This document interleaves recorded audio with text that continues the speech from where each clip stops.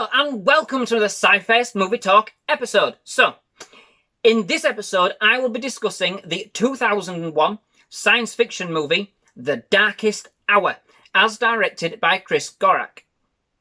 The movie is another entry into the alien invasion arena, with one significant difference. The aliens, they're invisible. At the start of the movie, we meet friends Sean and Ben, as played by Emil Hirsch and Max Minghella, respectively, who are travelling to Moscow from the States in order to promote their new clubbing app with their Russian partner Skylar, as played by Joel Kinnaman. The deal goes a bit sideways, to say the least, and our duo, now down on their luck, hit a club and meet Natalie, as played by Olivia Thirlby, and Anne, as played by Rachel May Taylor. No sooner, however, do they start to enjoy their evening than hundreds of lights start falling from the sky, much to the wonder of the spectators below. That is, until one of them lands and is intercepted. Then, horrifically, we find that these are visitors to our planet and proceed to exterminate everybody they can find. The problem is that, as I said earlier, these invaders are pretty much invisible to us and have disabled all electrical items and communication.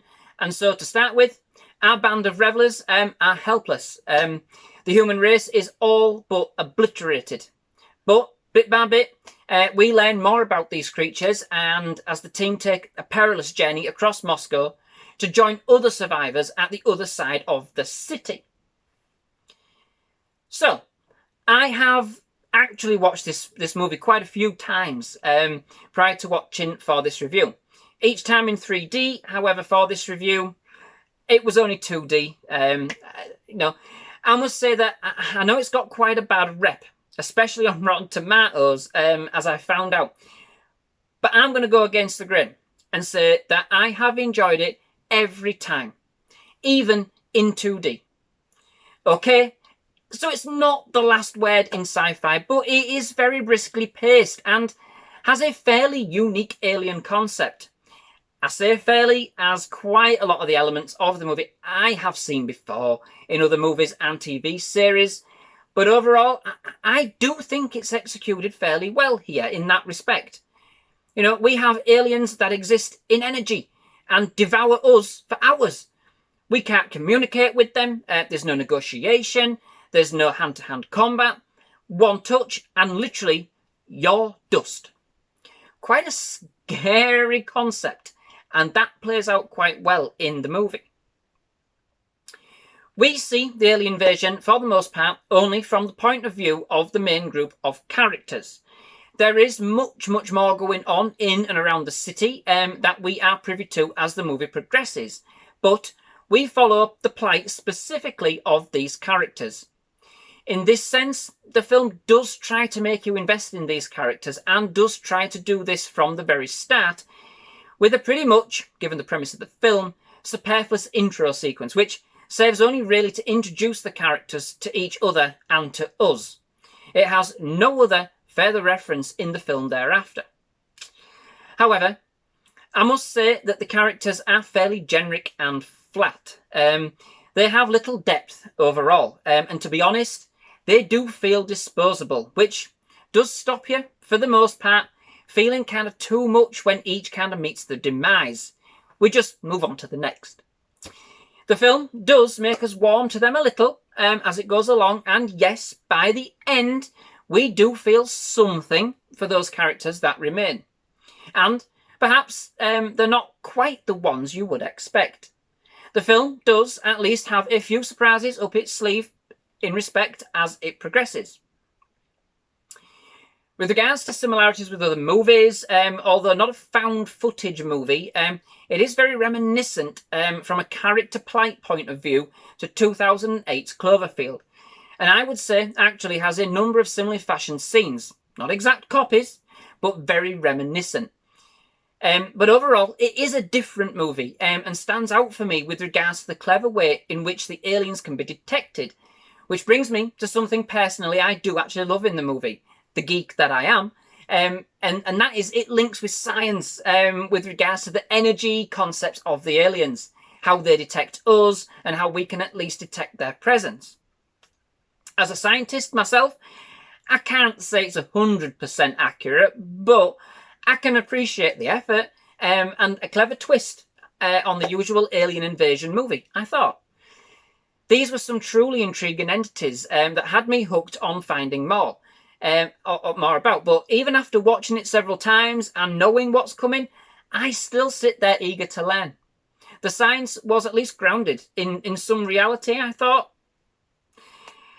Special effects wise, it actually has some pretty decent CGI for the most part. Okay, it's not always very well polished, but it was decent enough for the most part that you couldn't tell. A couple of times you could, but it didn't detract too much from my overall enjoyment. The aliens themselves, they're excellent, I thought, until, well, you get to see what's inside. They do end up kind of being just another generic design, and it is here that the CGI doesn't hold up. For me, it failed. It turns out that they're in kind of some cage, and for me, up to the point of finding this out, the film kind of worked better when the alien was just energy or something like that for me. More intriguing, it just simply had more intrigue. Oh, you know. But we also get to see a very glamorous version of Moscow in the movie. Well, until the aliens trash the place, but which I thought was quite a nice touch. You know, it's usually depicted in movies as a very dull, very cold place, when in actual fact it does appear to be quite an up-and-coming stylish place to visit, at least what I've seen on people's blogs. You know, I'm glad the movie took this tact with its cinematography in this respect. I did enjoy the change of pace from the movies set in the US and the UK, and just simply having aliens blow up the White House or Big Ben for the umpteenth time. And Moscow actually gets to keep its landmarks. In terms of the plot, it actually starts out fairly well, quite suspenseful, and this plays out for the majority of the film, from my perspective, for me. Although, yes, I must admit that by the end, it does play things by the numbers. The journey there does have some surprises and unexpected moments, though. For me, it's just a movie in a nice, neat little package that never tries to be more than what it is. A fun, intriguing, concept-wise, science fiction movie which is quite punchy and has a nice short runtime, just about an hour and a half, which I am sure for many may be one of its and only redeeming features. It does leave you with the thought that perhaps they were aiming for a sequel, but really you just get the sense that these characters are ready to start the fight against the invaders and that the humans will start turning the tide. In this respect, I'm happy we don't have a sequel. Not because I didn't enjoy the film, but, you know, it was nice and contained as it was. And you feel this way by the end. Don't need any more. So, that brings me to the end of this episode. Thank you very much for watching. I do hope you've enjoyed it. If you have, please leave a like. Please do hit that subscribe button. Please do return to SciFirst MovieTalk for more movie reviews, more trailer reactions, and more movie-related content. Most of all, thank you very much for joining us. Hope you enjoyed it, and goodbye.